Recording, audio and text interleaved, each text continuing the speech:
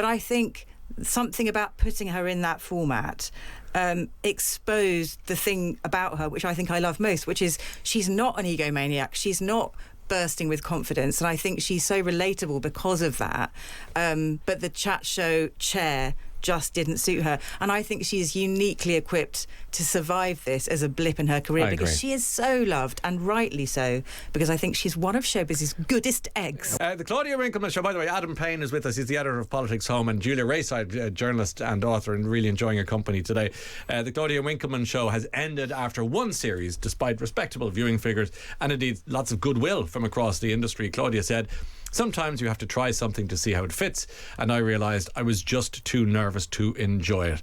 Julia, I'll come to you first on this. Had you seen the show? Had you watched the episode, the whole lot of it, or a bit of it? Or a huge Claudia fan, always have been, and I think I didn't like the format from early on. I think it opened with her kind of going through the audience with a microphone, and there were planted people with stories ready to tell, and she felt like, to me, it felt like she was kind of trying to do the thing with her hands tied behind her back.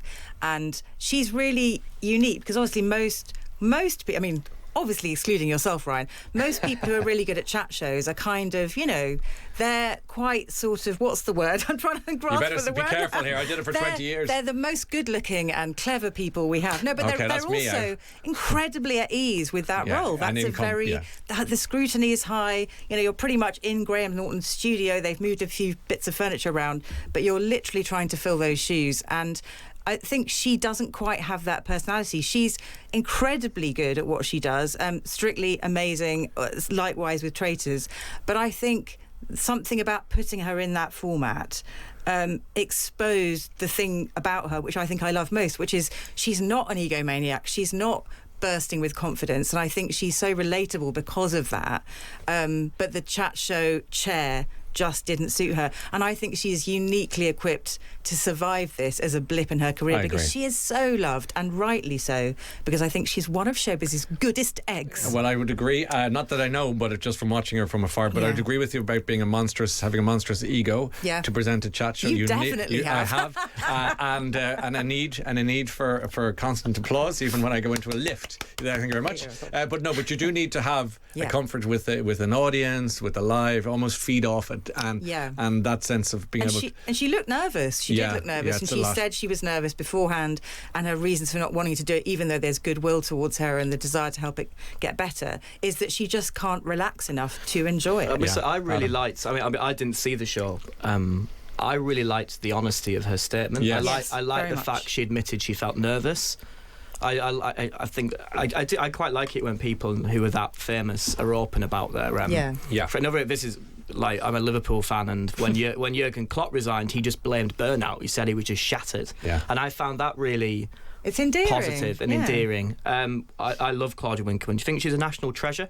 She's 100%. there. Is she in that? Is she in that? Oh, she's an early achiever to that. It's a done deal. It's already happened. And I agree with you. I think she has so much stock and so much capital that this is just a few quid, to the side. Yeah, I think it's not an issue. I would bet money that she had to be persuaded to do this in the first place, and now I think she just wants to run away and hide for a bit and then go back to doing Traitors. Which is totally Julia, that if you reach a certain level in TV or in entertainment, that you get a chat show. Yeah, it happens. It's almost like they always give you one, and then it either lasts or it doesn't, and generally it doesn't last too long. And now the question is, can a chat show last in 2026 and beyond because of the nature of TV? TV, as I was saying during the week, it's turned into a tapas situation. No one has a meal of television. It's just it's a bit here and a bit there. And the example I always use is James Corden's Late Late Show, which I don't recall anyone I ever met who'd seen an episode of it. Largely not. I don't mean that in a derogatory way. No. I've seen clips on the internet. I've never seen the show. Carpool Karaoke came from that. And equally, like The Simpsons, I think, came from the Tracy Ullman Show, but that's slightly different. But the point I'm making is that people are watching bits. So to have a big chat show, it has to be, in our case, we did the Late Late Show, was live, fully live, and that gives it a unique feel to it. Relevance is going to be very, very important, Adam, but I don't know if people want... Do you think there's something in the fact that, when I was growing up, maybe when I was a teenager, I was watching chat shows, you'd see people on the sofa, celebrities, who otherwise you wouldn't have seen. That's the point. Mm-hmm. That's exactly the point. But now, because we're all on social media, we're seeing these people all the time, like on our when we're scrolling, so they don't feel as kind of inaccessible now. You're bang on. Once upon a time, you had to tune in to see Michael Parkinson talking to Billy Connolly or whatever it was. Yeah. Now, who do you want to see them? When do you want to see them? Now. And now. And they're easy to find. And a chat show is, I mean, Graham Norton, I think, is the best of them out there doing this at the moment, but they're kind of...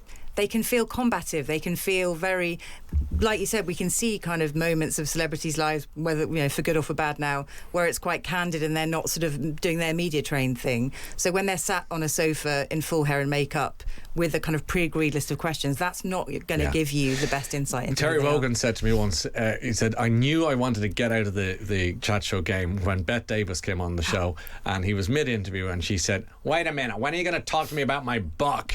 And he said, oh God, they're only flogging stuff now. No one's here to tell me stories. It's kind of an interesting thing. Okay, let's move on, shall we, to the Odyssey. It's going to be the blockbuster of the summer. Fire. Death. I remember a wife, a son, home. Okay, well, I've seen it, but Julia and Adam have yet to see it. So I'm probably in the minority anyway for people listening. But let's talk about it. You booked your ticket? I'm seeing it on Friday. And that was the earliest slot I could find for IMAX. That says so much about the popularity of it. And I'm really excited. You should be. Yeah, I am. It's one of literature's great stories, told on an epic scale by Christopher Nolan. And by all accounts, he's got it so right on so many levels. Julia, are you excited about this film? You're not going to like me. You literally just finished telling me that seeing it made you feel like a little boy again. I did. I felt so there's so little awe left in the world. I thought it was awesome. You know when my coffee's awesome. It's not. It's just coffee. It's good. But this film was something of awe. No, completely. And I have to say, I saw. I'm not a big IMAX person, but I did see Project Hail Mary on IMAX and thought it was fantastic. And then at the end of that, saw a trailer for the Odyssey. Yeah. And I was sat with my husband and my child, and we were kind of looking, going, yeah, no, it looks very, I mean, gosh, technically, wowee. But I have a real problem. And I realise this makes me miss out on some incredibly important cultural moments.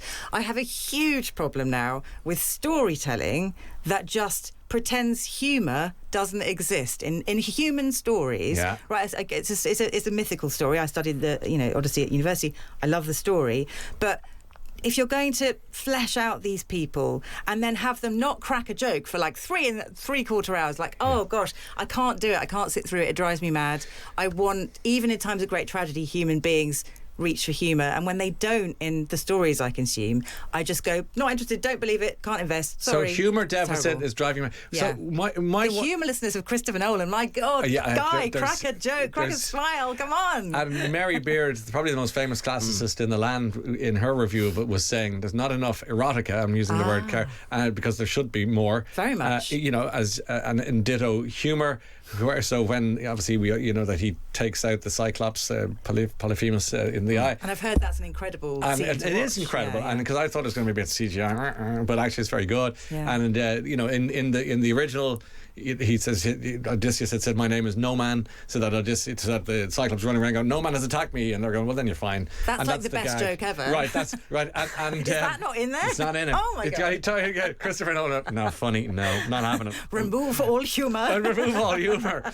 But my wife saw the trailer, and went, it's a little one for the boys, I think. It's all going. It's awful that I feel that way, but my heart immediately goes, oh, this is gendered, it's going to be a boy's story. However, she came with me to watch the film and came out going, I thought this was going to just be like swords and sandals, but there's a nuance to it and there's a humanity to it that she said, no, that's okay. Yeah. I bought into it. I'm looking at Adam going, no, I just wish. I mean, one of the reasons I'm excited to see it is just there's just so much discussion around it. Yeah. There's so much discourse, so much controversy. I mean, I'll be honest, I think some of the controversy that kind of belongs on certain quarters of the internet is ridiculous. I agree with you. But what I'm interested in to see, because I read it years ago, I remember a real darkness to the text. It's dark. I'm keen to see whether the film really captures that. Oh, I think it will. Don't worry, Adam. No, it's not funny. It's not fun, but it's very beautiful. I mean, it's spectacular. I mean, the bit I saw was inside the Trojan horse on the way into Troy. Yeah. And it was like, how on earth did he film that? I've no idea. Yeah. It looked impressive, and his stuff is always technically brilliant.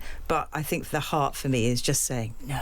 No, is it really? I would hate for you to miss this on the big screen. It's a cultural moment. Maybe I'll wait till it calms down a bit and then I'll go and see it. Yeah. But the fact that Adams had to wait till Friday to get a ticket to see it on the big, because this would build. I would urge listeners, do not wait for this for your little screens. It's worth throwing a few quid at. Now, I went to see one of the most appalling films I've seen for a long time, Supergirl. Did you not love it? I didn't see it, but my teenager loved it. Did she? Yeah. Did they, I should say. I went to see it in Leicester Square, and I'm open-minded for this stuff. I'll go and see anything. And I went in, and I was buying one ticket. I do like to go to the cinema on my own, but I went in and I got one ticket, and it was 28 quid.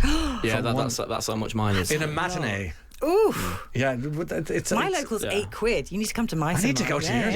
Anyway, but I think that even for the Odyssey, which is actually a good film as opposed to Supergirl, for that money, it's probably worth it, because I think it felt like a big life experience. They threw like $250 million at this or something, didn't they? Wasn't it 250? Was it that much? It's a huge budget, so I think you're going to see the money on screen.